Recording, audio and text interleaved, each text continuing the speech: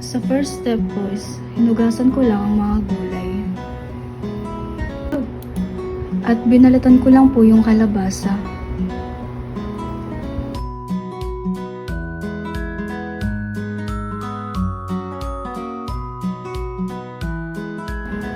So ayan, nilinis ko lang po siya.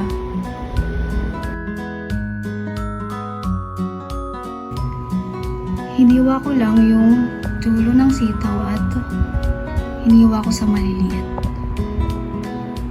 So, ayun.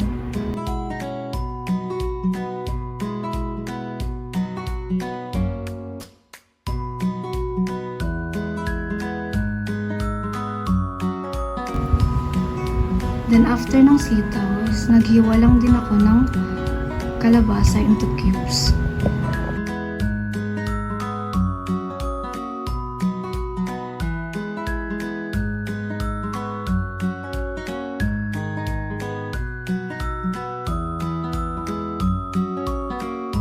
Binalatan ko lang yung sibuyas at hiniwa ko sa gitna at hiniwa ko sa maninipis.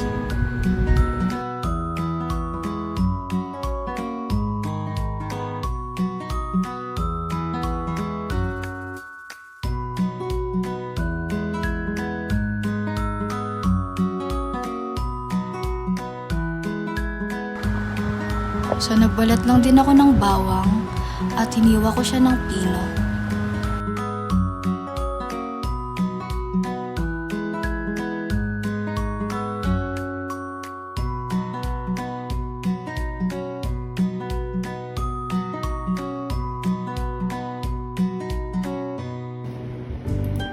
So, dinivide ko lang po siya into 3. At, hiniwa ko lang po siya into cubes.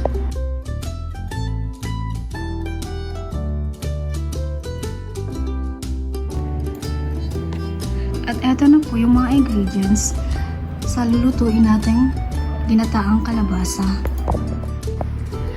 So, naglagay lang ako ng mantika, pinainit yung kawali. Then after, sinunod ko na kaagad yung hiniwa kong baboy. At hinalo-halo ko lang siya. So, nilagay ko naman po yung bawang tsaka sibuyas at ginisa.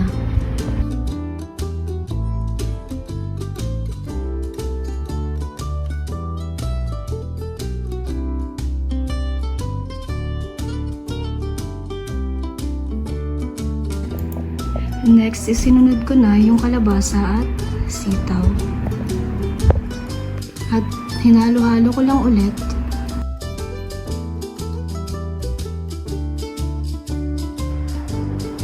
So, naglagay na po ako ng gata. At sinunod ko na yung toyo. At halo-halo ulit.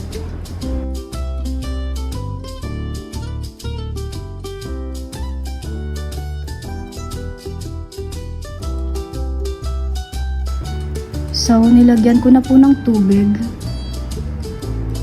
at pinakulo ko lang po siya.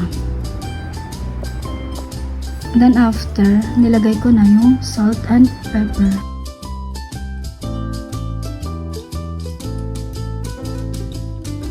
So, nung naluto na, tinransfer ko na siya sa lagayan.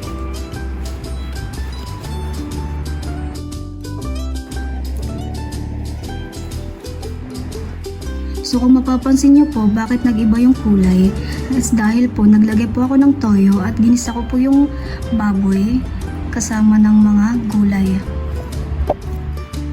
At ayan po yung finished product. Thank you.